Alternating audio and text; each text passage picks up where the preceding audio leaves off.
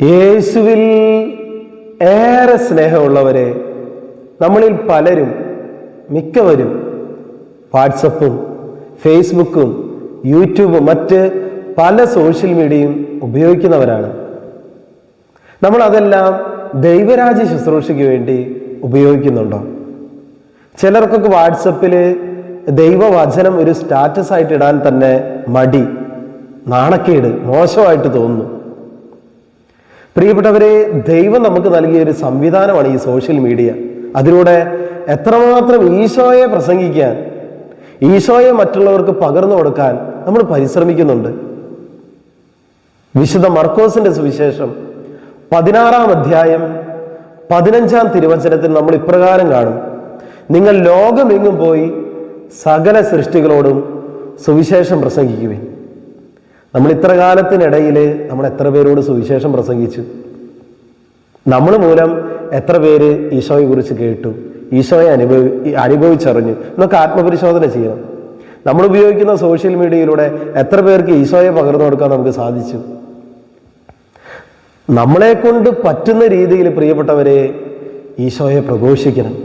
ഒരുപക്ഷെ നിനക്ക് വലിയ കഴിവുകളൊന്നും ഉണ്ടാകണമെന്നില്ല, പക്ഷേ നിനക്ക് ദൈവം നൽകപ്പെട്ട ആ സാഹചര്യത്തിൽ നിന്നുകൊണ്ട് എങ്ങനെയൊക്കെ ഈശോയെ പ്രഘോഷിക്കാൻ പറ്റുമോ അങ്ങനെയൊക്കെ പ്രഘോഷിക്കണം. വിശുദ്ധ മത്തായിയുടെ സുവിശേഷം 13-ാം അധ്യായം 31-ാം തിരുവചനത്തിൽ നമ്മൾ കാണും, ദൈവരാജ്യം അത് ഒരു കടുകുമണിക്ക് സദൃശ്യമാണെന്ന് പറയുന്നത്. ആ വിത്ത് ചെറുതാണ്, പക്ഷെ അത് വലിയ മരമായിട്ട് തീരുന്നു. ദൈവരാജ്യത്തോട് ഉപമിക്കാൻ കർത്താവ് പറഞ്ഞത് ഒരു കടുകുമണി എടുത്തുകൊണ്ടാണ്. പ്രിയപ്പെട്ടവരെ, നമ്മുടെ ജീവിത സാഹചര്യങ്ങളിൽ ചെറിയ രീതിയിൽ നമ്മൾ ദൈവവചനം പങ്കുവെക്കുമ്പോൾ, ഈശോയെ കുറിച്ച് പറയുമ്പോൾ, പ്രിയപ്പെട്ടവരെ, അത് ദൈവരാജ്യം വളരാൻ ഇടവരികയല്ലേ? എന്നെ കേട്ടുകൊണ്ടിരിക്കുന്ന പ്രിയപ്പെട്ട മകനെ, മകളെ, ഇന്നു മുതൽ നീ ഉപയോഗിക്കുന്ന സോഷ്യൽ മീഡിയ അത് ദൈവരാജ്യ പ്രഘോഷണത്തിന് വേണ്ടി ഉപയോഗിക്കണം. എന്തെല്ലാം നല്ല കാര്യങ്ങൾ ദൈവവചനം കേൾക്കാൻ, ദൈവവചനം പ്രഘോഷിക്കാൻ, ദൈവവചനം മറ്റുള്ളവരിൽ എത്തിക്കാൻ ഈ സോഷ്യൽ മീഡിയ നിനക്ക് ഉപയോഗിക്കാനായിട്ട് സാധിക്കും. അതുകൊണ്ട് പ്രിയപ്പെട്ട മകനെ, മകളെ, ഇന്നു മുതൽ നീ ഉപയോഗിക്കണം. ഈശോയ്ക്ക് വേണ്ടി, സുവിശേഷത്തിന് വേണ്ടി. നീ എന്തിനാ നാണിക്കുന്നേ? നീ എന്തിനാ മടിക്കുന്നത്? എന്തിനാണ്? നിനക്കൊരു ജീവനും ജീവിതവും തന്നത് ഈശോയല്ലേ? ആ ഈശോയെ മഹത്വപ്പെടുന്ന നീ എന്തിനാ മടിക്കുന്നത്? പ്രിയപ്പെട്ടവരെ, നമുക്ക് ഒറ്റക്കെട്ടായിട്ട് ഒരുമയോടുകൂടെ ഈ ഒരു കാര്യത്തിന് വേണ്ടി നമുക്ക് പരിശ്രമിക്കാം. സാധിക്കുന്ന എല്ലാവരും ഇന്നു മുതൽ സോഷ്യൽ മീഡിയയിലൂടെ കർത്താവിൻ്റെ വചനം മറ്റുള്ളവരിലേക്ക് എത്തിക്കാനായിട്ട് പരിശ്രമിക്കുക. ഒരു വചനമാണോ നിനക്ക് ഷെയർ ചെയ്യാൻ സാധിക്കുന്നത്? നീ ഷെയർ ചെയ്യുക.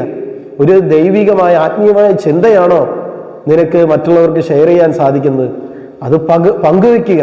ദൈവരാജ്യം ആ കടുകുമണി വലിയൊരു മരമായിട്ട് പിന്നീട് മാറുന്നത് പോലെ നമുക്ക് ഈ ദൈവരാജ്യം വളരാനായിട്ട് അധ്വാനിക്കാം, പരിശ്രമിക്കാം, പ്രാർത്ഥിക്കാം. കൃപയ്ക്ക് വേണ്ടി നമുക്ക് പ്രത്യേകം കർത്താവിനോട് നമുക്ക് പ്രാർത്ഥിക്കാം. നല്ല ഈശോയെ, ഈ സന്ദേശം കേട്ടുകൊണ്ടിരിക്കുന്ന ഓരോ മക്കളെയും ആശീർവദിച്ച് അനുഗ്രഹിക്കണമേ. കർത്താവ്, നിന്റെ കൽപ്പനയനുസരിച്ച്, ആഹ്വാനമനുസരിച്ച് മറ്റുള്ളവരിലേക്ക് സുവിശേഷം എത്തിക്കുവാൻ ഞങ്ങൾക്ക് കൃപ നൽകണമേ. ഈ സന്ദേശം ഇപ്പോൾ കേട്ടുകൊണ്ടിരിക്കുന്ന ഓരോ മക്കൾക്കും പരിശുദ്ധാത്മാവിന് ആ ഒരു കൃപ ലഭിക്കട്ടെ എന്ന് പ്രാർത്ഥിക്കുന്നു.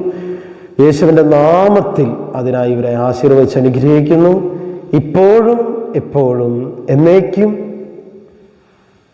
ആമേൻ.